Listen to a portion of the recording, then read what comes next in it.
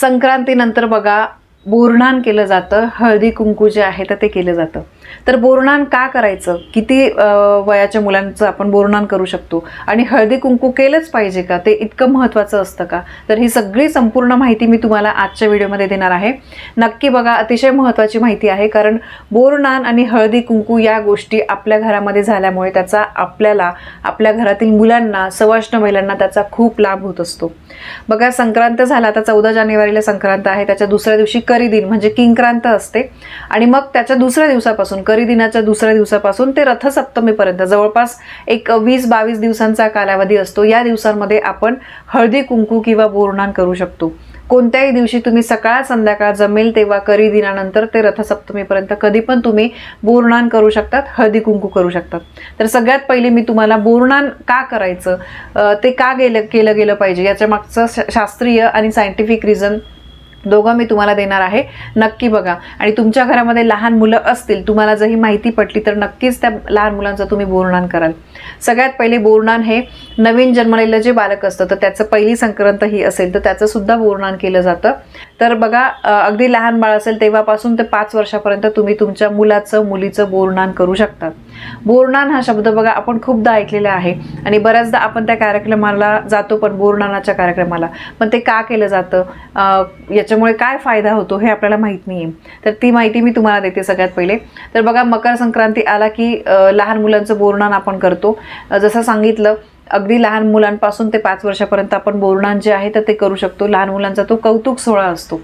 बोरनान करताना सगळ्यात पहिले तो मुलगा जो आहे किंवा मुलगी आहे त्या बाळाला आपल्याला शक्यतो काळ्या रंगाचे कपडे घालतात आणि काळे घातलेच पाहिजे असं पण नाही आहे. मग तुम्ही दुसरे पण छान, आपण जसं बर्थडेला मुलींना फ्रॉक घालतो, मुलांना काहीतरी दुसरं शेरवानी वगैरे असे कपडे घालतो, तसं पण तुम्ही घालू शकतात. पण काळे कपडे घालण्याचं पण मी तुम्हाला सांगितलं, त्याच्या मागे पण सायंटिफिक रिझन आहे. या दिवसांमध्ये थंडी जास्त असते तर त्यामुळे काळा रंग जो आहे तो उष्ण असल्यामुळे अंगाला ऊब मिळते, हे त्यामागचं सायंटिफिक कारण आहे. तर तुम्ही बोरनांना मुलांना काळे झपले, काळा ड्रेससुद्धा तुम्ही घालू शकतात. त्यानंतर हलव्याचे दागिने घालायचे असतात. तुम्ही जर आता मार्केटमध्ये तुम्ही गेलात संक्रांतीच्या आसपास तर तुम्हाला हलव्याचे दागिने सुद्धा मिळतात. म्हणजे हलव्याचा मुकुट असतो, हातातले कडे असतात, त्यानंतर कमरेचा बेल्ट असतो, बासरी असते, असे ते हलव्याचे दागिने, जो आपला खायचा पांढरा हलवा असतो त्याचे दागिने बनवले जातात. कोणी घरी करतं आणि काही आता आजकाल रेडीमेड सगळ्याच गोष्टी मिळतात, तर रेडीमेड पण मिळतं. फार महाग हे अजिबात नसतं. तर तुम्हाला ते हलव्याचे दागिने लहान मुलांना घालायचे आहे आणि म्हणजे मुलांना छान असं नटवलं जातं. नंतर पाटावर बसवायचं आहे मुलांना, त्यांचं औक्षण करायचं आहे. जसं आपण वाढदिवसाला औक्षण करतो, हळद कुंकू अक्षता अर्पण करून एक महिला किंवा 3-5 सवाष्ण महिलांनी त्या बाळाला औक्षण करायचं आहे.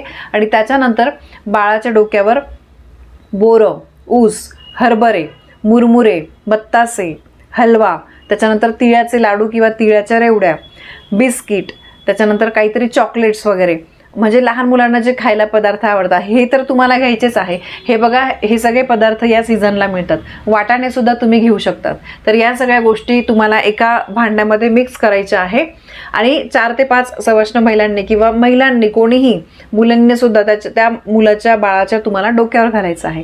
म्हणजे बाळाचं आपण त्याला बोरनान म्हणतो. बोरांनी न्हावून घालणं त्याला बोरनान असं म्हटलं जातं. आणि या कार्यक्रमाच्या वेळेस तुम्हाला जवळपासचे जे लहान मुलं असतील तर त्यांना बोलायचं आहे.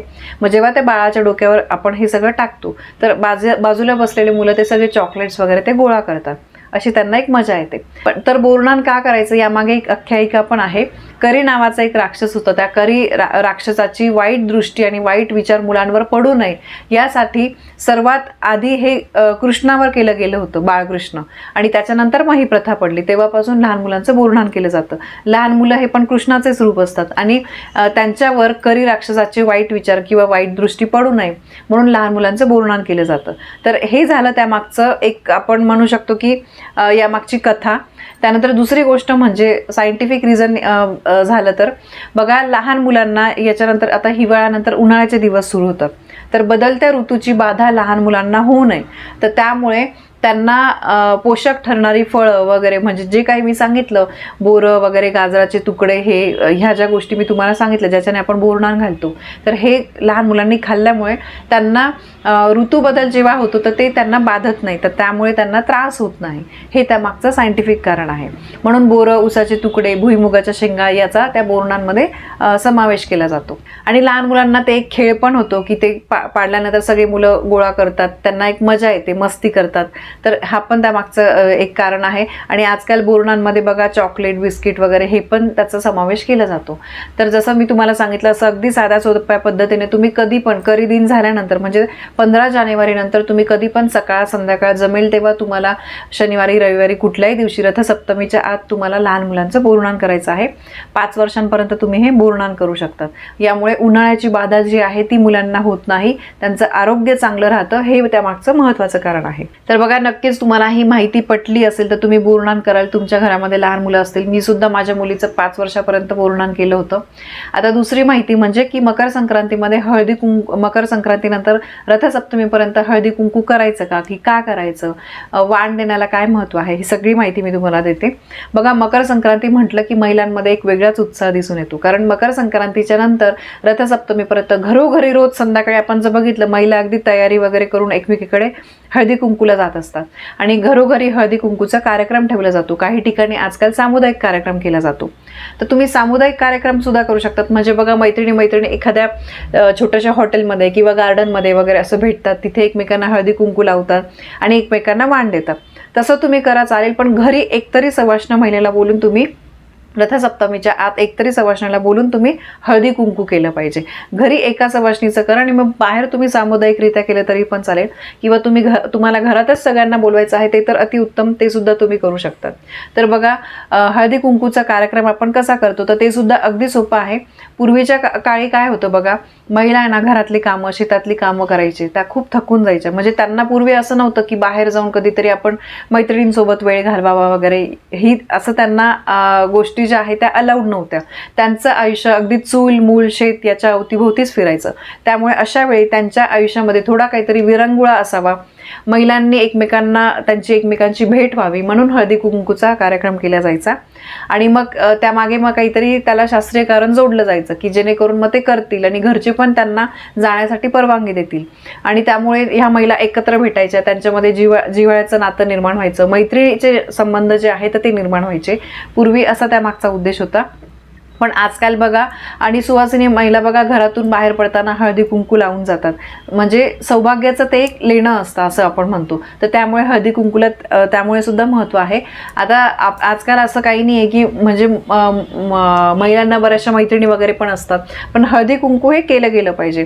ते एक सवाष्णाचं लेणं असल्यामुळे आपण बघा ते घरामध्ये केल्यामुळे, घरामध्ये सवाष्ण महिलेला बोलून तिला वाण दिल्यामुळे आपल्या घरावर देवीची, कुलदेवीची कृपादृष्टी राहते आणि ते एक आपल्याला अखंड सौभाग्य लाभतं.